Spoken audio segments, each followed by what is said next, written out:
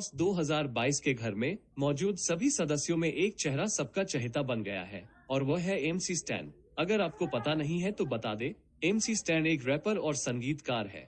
आज हम MC stand के बारे में कुछ नए खुलासे करने वाले हैं। एक बहुत ही गरीब परिवार से आई व्यक्ति ने कैसे रैप करके भारत में अपना नाम बनाया और अभी भारत के टॉप 10 रैपर में जिनका नाम लिया जाता है। वो कौन कौन सी महंगी चीजों का शौक है रखते हैं, कहाँ हुई उनकी रैपिंग जगत की शुरुआत, कौन थे उनके लिए प्रेरणा स्रोत, कैसी है उनकी निजी जिंदगी और क्या है उनके रैपिंग के क्षेत्र में अगले कदम। ऐसे सब चीजों के बारे में आज हम जानेंगे। दोस्तों, नुक्कड़ टीवी को अगर आपने सब्सक्राइब नहीं किया है तो अभी कर ले और हमारे परिवार में शामिल हो जाए। एमसी स्टैन की लाइफस्टाइल के बारे में बात करें तो वो बहुत ही फैंसी लाइफस्टाइल जीना पसंद करते हैं। बिग बॉस में जब वह आए थे तब 70 लाख का हिंदी ऐसा शब्द ऐसा लिखा हुआ नेक पीस और 80,000 के जूते पहनकर वह आए थे। उन्होंने हाल ही में रुपए के आकार में 1 करोड़ रुपए का एक नेक पीस बनाया है। उनके पास 3 करोड़ 80 लाख रुपए की मर्सिडीज मेबेक यह महंगी कार भी है। चलो एमसी स्टैन की निजी जिंदगी के बारे में कुछ जानकारी लेते हैं। 1999 में एक बहुत ही गरीब मुस्लिम परिवार में उनका जन्म हुआ। बचपन से उनको स्कूल लाइफ और पढ़ाई में कुछ ज्यादा रुचि नहीं थी। भले वो गरीब परिवार से थे लेकिन उनके सपने बहुत बड़े थे। वो महाराष्ट्र के पुणे में अपने माता पिता और भाई के साथ रहते थे। ऐसा कहा जाता है कि उनके पिताजी महाराष्ट्र पुलिस में थे। उनके भाई भी संगीत में रुचि रखते थे। एमसी स्टैन का असली नाम अल्ताफ शेख है।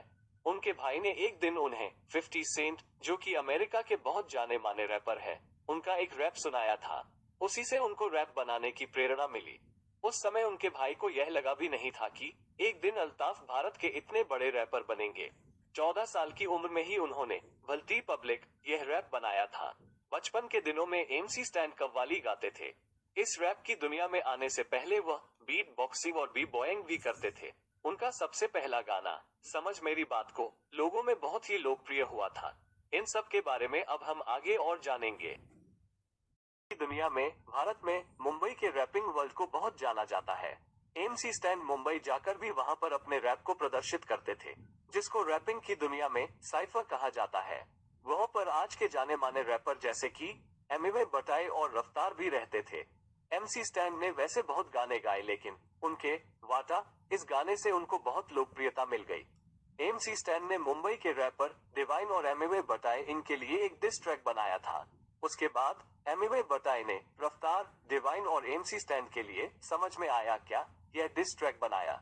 उसको रिप्लाई देने के लिए एमसी स्टैन ने खुजा मत यह अपना डिस ट्रैक रिलीज कर दिया, जिसके कारण उनको बहुत लोकप्रियता मिली। उस समय वो कुछ लीगल मैटर में जेल में थे। दोस्तों, इस समय तक एमसी स्टैन को लोगों को से बहुत हेट मिलती थी, लेकिन उसके बाद एमसी स्टैन ने एक नया गाना रिलीज कर दिया, जिसमें उन्होंने उनके लाइफ के स्ट्रगल के बारे में और उनकी पूरी सच्चाई के बारे में लिखा था। उसका नाम था अस्तगफिरुल्लाह। इस गाने के बाद जैसे लोग एमसी स्टैन के दीवाने हो गए और उनको चाहने लगे। एमसी स्टैन की जिंदगी में एक बहुत बड़ा टर्निंग पॉइंट आया जब उन्होंने अपना एल्बम तरीपार रिलीज किया।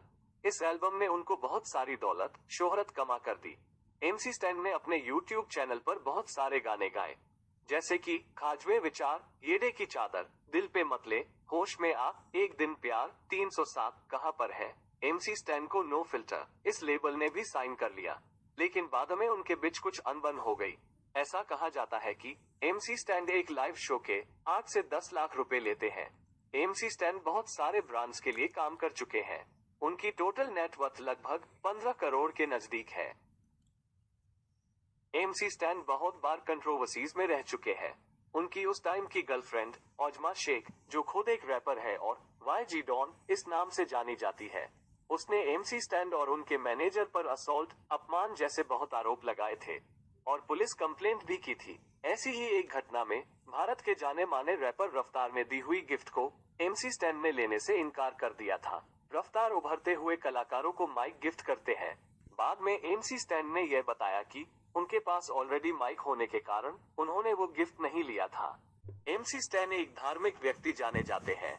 वो अपने सभी गाने शुक्रवार को रिलीज करते हैं। एमसी स्टैन एक डॉग लवर भी है। ऐसा भी कहा जाता है कि एमसी स्टैन के पास 80 ऐसे गाने हैं जो अभी तक उन्होंने रिलीज भी किए नहीं हैं।